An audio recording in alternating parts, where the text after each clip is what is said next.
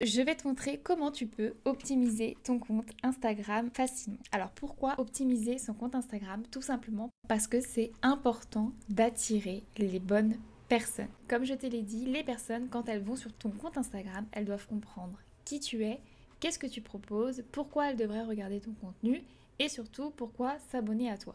Tout ça, c'est une première impression quand elles vont sur ton compte, donc il faut que tout soit parfaitement optimisé. Ensuite, ça va être important que ton compte reflète ta personnalité, tes compétences, ton expertise et surtout tes passions et que ton compte Instagram soit donc aligné avec tout ça et qu'il soit aligné avec la niche que tu as choisie. Tout simplement parce que avoir une niche, ça va te permettre de rencontrer ton audience beaucoup plus facilement. C'est beaucoup plus facile si tu proposes un type de contenu que plusieurs types de contenus et c'est exactement ce que je voulais te montrer à travers cet exemple-là.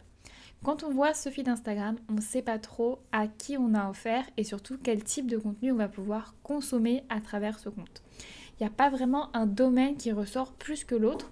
On a du contenu autour de la cuisine, du yoga, du voyage, de la mode, de la déco, mais il n'y en a pas un qui va vraiment venir se détacher. On n'est pas sur un profil qui fait très professionnel, on va être plutôt sur un contenu qui est influenceur, créateur de contenu, ou même sur un compte personnel que tu pourrais carrément voir sur le feed d'une de tes amies. Là, le problème, ça va être que si par exemple cette personne, elle propose des tutoriels de cuisine, c'est pas la première chose qu'on va voir. Si cette personne, elle, au contraire, propose des cours de yoga, c'est une professeure de yoga et qui se sert d'Instagram pour vendre ses cours de yoga, ça va être très compliqué de s'identifier au premier coup d'œil et d'avoir une fameuse bonne impression. Alors, tu vas me dire qu'il y a plein d'influenceurs très connus qui partagent ce type de contenu. C'est totalement vrai, mais il faut pas oublier que ces influenceurs, elles ont commencé il y a des années, ou en tout cas, ce qu'elles mettent en avant, elles, c'est leur personnalité. C'est-à-dire que si tu proposes un contenu lifestyle, ce qui doit ressortir sur ton feed, c'est une personnalité. Et quand quand je regarde ce feed ici, je peux pas vraiment voir une personnalité ou en tout cas des goûts ou quelque chose qui me dit que ce compte est différent du compte de mon ami. Donc il faut un petit peu doser tout ça, c'est-à-dire qu'il va falloir aller chercher une niche et se concentrer autour de cette niche. Par exemple, si tu veux parler de voyage, tu peux parler un petit peu des différences culturelles, de l'expatriation, de travailler à l'étranger, enfin toutes ces choses-là, parce que ça reste un petit peu autour du voyage. Même chose, si tu fais de la poterie, tu peux aller proposer par exemple du contenu sur la peinture ou des choses comme ça, mais en tout cas, c'est assez difficile de proposer des contenus qui sont très diversifiés. Il y a des personnes qui le font, mais quand elles commencent à avoir beaucoup d'abonnés, tout simplement parce que les personnes, elles viennent consommer le contenu qui les intéresse, mais surtout, les personnes qui étaient là depuis longtemps sont attachées à la personne et donc à la personnalité, donc elles vont être tout à fait d'accord pour regarder, entre guillemets, tout et n'importe quoi de cette personne, parce que ce qui leur plaît, c'est cette personnalité-là. Tout ce qu'on va appeler donc le personal branding, c'est beaucoup plus compliqué encore qu'à faire que de lancer un compte juste sur une niche. Donc si tu débutes, je te conseille de te concentrer sur ta niche et plus tard, si tu veux partager d'autres choses, pourquoi pas de faire un second compte ou alors d'attendre que ton audience grandisse et voir si potentiellement ce contenu-là peut aussi les intéresser. Je t'ai donc mis un petit exemple d'un compte qui est très diversifié avec un compte qui est beaucoup plus spécialisé. Imaginons que je viens de tomber sur un réel sur Instagram de yoga et je clique sur le profil de gauche, j'arrive sur un peu monsieur et madame tout le monde et je sais pas trop cette personne si dans le futur elle va me proposer un autre réel comme celui que je viens de voir qui m'a beaucoup plu. Alors que si je tombe sur le profil de droite, j'ai adoré le réel sur le cours de yoga que je viens de voir, je me dis mais dis donc, cette personne elle adore la méditation, comme moi par exemple, parce qu'il y a beaucoup de chances si tu aimes le yoga que tu aimes la méditation, forcément. J'aime beaucoup le côté nature, etc., le sport, les étirements, enfin bref. Donc si je tombe sur ce feed Instagram, je vais avoir beaucoup plus envie de m'abonner à ce compte tout simplement parce que ça va venir me parler et donc la personne qui a ce compte Instagram va venir rencontrer son audience beaucoup plus facilement. J'ai poussé la chose un petit peu plus loin parce que tu sais que je propose beaucoup de tutoriels sur Canva, sur la communication et l'identité visuelle. Et ici, je t'ai donc montré l'importance d'avoir une charte graphique pour que les personnes puissent s'identifier tout simplement à ta marque et à qui tu es. Et au fur et à mesure, à force de voir par exemple des posts comme celui-ci avec un fond vert et un texte, elles vont se dire tiens, c'est Léna qui a posté, je m'en souviens, et donc ça va tout simplement créer ce fameux sentiment d'appartenance et cette redondance qui vont faire que on va pouvoir t'identifier facilement. Maintenant, on va donc passer à cette fameuse bio Instagram qu'on doit optimiser, à ton fameux profil, mais je voulais avant toute chose te présenter les différents éléments qui regroupent ton profil Instagram. Sur un profil Instagram, on retrouve un nom d'utilisateur et c'est ton fameux arrobase. Ensuite, on va retrouver ta photo de profil. Ensuite, on a ton nom, donc c'est cet élément-là qui est juste ici. Et ensuite, on a la biographie qui apparaît souvent sur 3 lignes. Et enfin ici, le lien. Juste ici, tu vois que j'ai une petite notion en bleu que j'ai pas citée, tout simplement parce que ça va être quand tu as un compte Instagram créateur, tu peux ajouter une catégorie, donc il y a plein d'autres types de catégories et ça va permettre de t'identifier. Donc pour l'algorithme, c'est un petit peu plus simple de proposer des profils qui sont similaires et tu peux choisir de masquer ou non cette fameuse catégorie. En tout cas, si c'est quelque chose que tu veux faire, tu peux aller jeter un œil dans les catégories Instagram. Et juste ici, tu vois que j'ai un petit caractère spécial. C'est pareil, je t'ai fait une autre vidéo si tu es pas très fan par exemple des emojis en bio, parce que ça se fait beaucoup, tu peux aussi aller mettre des caractères spéciaux comme celui-ci. On commence donc par le commencement avec le nom d'utilisateur. Tu dois absolument choisir un nom d'utilisateur qui est simple, mémorable, facile à transmettre et qui a du sens. Pourquoi ? Il faut qu'il soit mémorable parce que quand on va te demander c'est quoi ton compte Instagram, tu vas répondre par ce nom d'utilisateur. Si tu me mets un nom avec des tirets, des chiffres, des triples lettres, des triples I ou des triples L, ça va être trop compliqué pour la personne de retenir et en tout cas quand elle va le noter, ça va être un peu plus galère que si tu mets un nom qui est très simple. Donc si c'est pris, parce que c'est malheureusement souvent le cas, n'hésite pas à ajouter le nom de ton activité derrière ton nom d'utilisateur. Par exemple ici, j'aurais pu écrire Ophélie Lacla business, Ophélie Lacla entrepreneur ou quelque chose comme ça. Ensuite, il faut qu'il ait du sens tout simplement parce que si par exemple tu proposes du contenu autour de la cuisine, c'est beaucoup mieux de mettre Ophélie cuisine en nom d'utilisateur que Ophélie moto.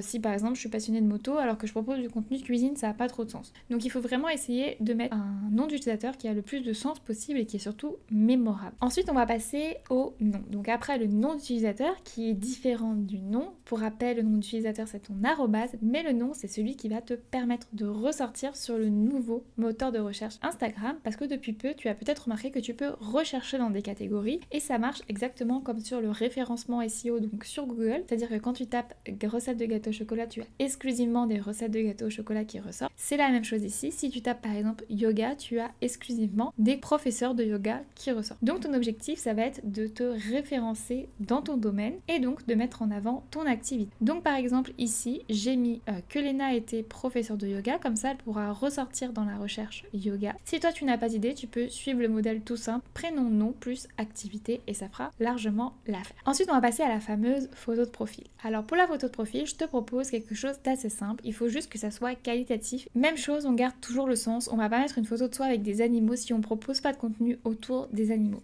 On essaye de mettre la photo la plus professionnelle et la plus qualitative possible, tout simplement parce que même si tu proposes du contenu divertissant, si ta photo est beaucoup plus qualitative, ça donne beaucoup plus envie. N'oublie pas que le visuel, c'est très important. Donc tu peux très bien faire une superbe photo de toi avec un appareil photo qualitatif. Si tu ne veux pas apparaître sur les réseaux sociaux, en tout cas si tu ne veux pas montrer ton visage, tu peux tout simplement opter pour un logo très simple. Tu écris juste ton nom d'utilisateur dessus. Et ensuite, personnellement, je n'ai absolument rien contre les selfies. Donc, ce que tu peux faire, ça va être prendre un selfie et par exemple venir le pimper en changeant le fond sur Canva ou bien même en essayant de le recadrer au maximum et d'améliorer la qualité. Et maintenant, on passe à la fameuse biographie. Ici, Léna, elle nous dit qu'elle aime le yoga, que c'est une maman de 2 enfants et qu'elle est parisienne. Mais du coup, quand je tombe sur son compte, malgré que son feed soit le plus harmonieux possible, je ne sais pas si elle est professeure de yoga, je ne sais pas si elle est passionnée de yoga, si au contraire elle teste tous les cours du monde et qu'elle pourra me donner les meilleures astuces sur les cours de yoga, vous voyez qu'il y a vraiment plein de possibilités.